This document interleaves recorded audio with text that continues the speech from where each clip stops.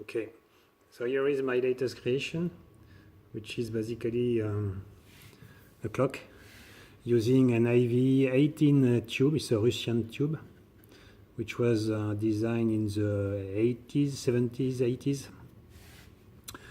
So all the 28 wires of the tube are coming through this very small pipe here, a 6mm pipe, and then all the electronics is behind. So you can see here the step-up converter, which is pulling up the 5 volt up to 24 volts and feeding an high voltage driver, which is multiplexing the tubes, segments and digits. It's a kind of matrix. Then all the computing power is within the ESP32 module, and this device is Wi-Fi and Bluetooth Low Energy enabled. So I fetch the time at boot time using an NTP server. And if the Wi-Fi or the NTP server is not available, then I can even connect the ESP32 to the Bluetooth Low Energy with my smartphone, and then the time will be set up using the Bluetooth Low Energy of my phone. With the same connectivity, I mean the Bluetooth Low Energy, I can easily set up the parameters for the ESP32. Another interesting functionality of the ESP32 is that it has a lot of touchpad, and so I have used one to select options. For example, if I touch here, you can see, so the menu is going, one dot, one, and so on, so rotating. If I stop there, I will get the day, 24th February this year. And on the other hand, I can as well connect the ESP32 to a web server and fetch back the metadata of the airport which is near my home. And so I get the temperature and the pressure in my town. So 15 degrees and the pressure is quite high. It's a very sunny day, and that's it. Now if we want to see a little more how I designed this clock, so stay tuned and read the following video. Here is a spare wooden base that I have. So as you can see, it is milled into wood, and the PCB is going inside. So stay tuned.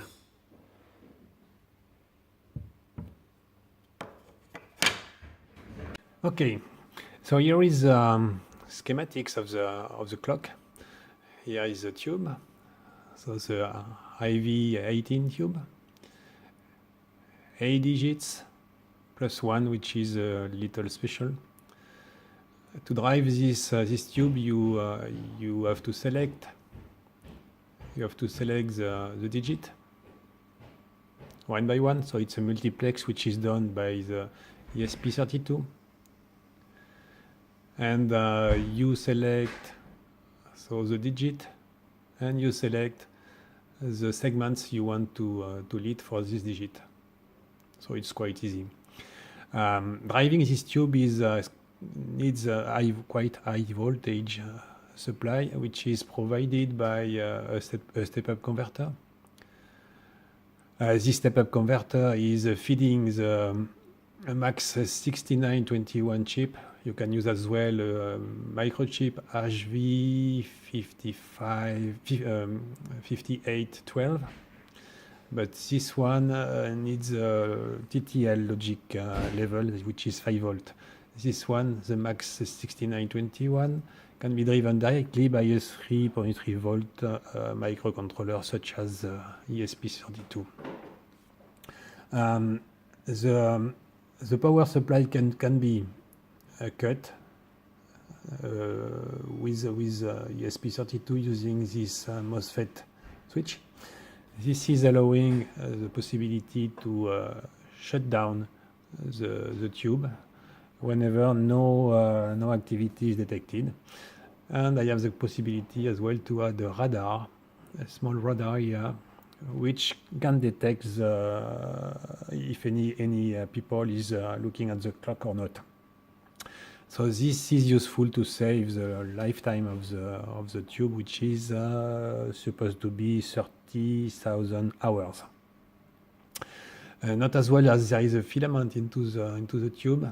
The filament is driven with an alternative current, which is provided by a TSC428 chip, which is basically switching the output A and output B from 0 to 5 volt and from 5 volt to 0 volt.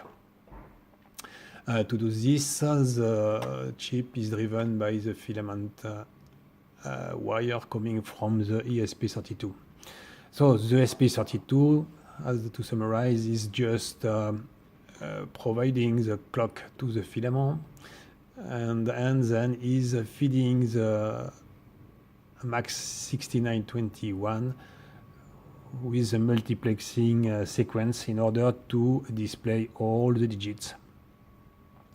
Furthermore, the ESP32 is providing touchpad capabilities as I showed you on the video.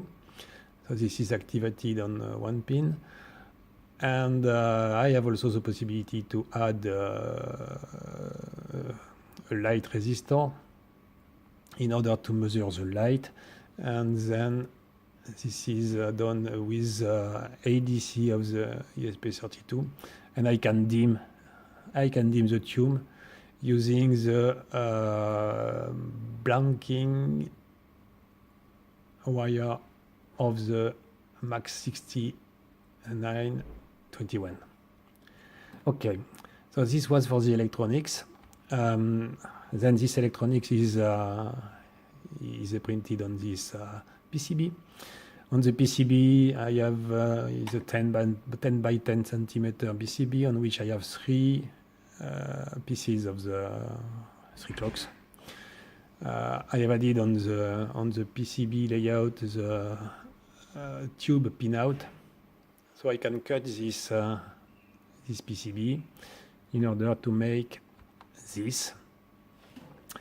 So here is a copper fitting, which has exactly the diameter of the tube, that is 20 millimeters, into which is put the pinout of the tube PCB. The tube is soldered on this PCB. Note that I made a mistake here. I have first to add on these small pads to add the wires which are coming back into the pipe, into the tube. So the copper fitting is then soldered to a small pipe, a 6 millimeter one. Here is the soldering, and it has been electroplated with nickel, so that it has a shining silver look, which is very nice. Then it is cut here and connected to the wooden base. So here is the tube with the PCB connected and all the wires coming back here into the tube. So it is something like 18 wires, which is quite a lot. So you have first to recognize each of them, put some nail color varnish in order to recognize them when they are going into the pipe. So it's like that, and finally the tube is glued with epoxy into the copper fitting. Then the tube plus the copper pipe is glued into the wooden base, and you have still the wires to connect. And finally the PCB is finished here. So all the wires which were coming through the hole are now connected to this connector. Here you can see the PCB which is finished, almost finished. I have still the room here to add the radar PCB. It will go here. So here you can see the step-up converter. The SP is there. All that is powered by an USB cord, a regular one, and that's it. And this concludes my presentation for the moment. The next part of the video will be the milling of the wooden base.